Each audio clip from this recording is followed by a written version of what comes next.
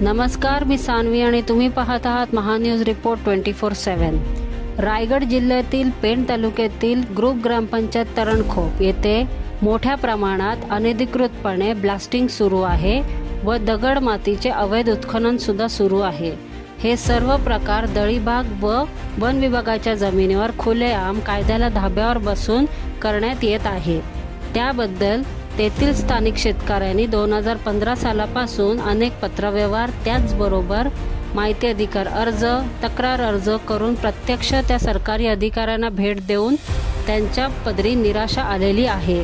स्थानिक प्रशासनामध्ये जिल्हाधिकारी रायगड अलिबाग, त्याचबरोबर प्रांत पेण, तहसीलदार पेण व पेण पोलीस स्टेशन यांच्याकडून अद्यापही कोणत्याही प्रकारची कारवाई करण्यात आलेली नाही।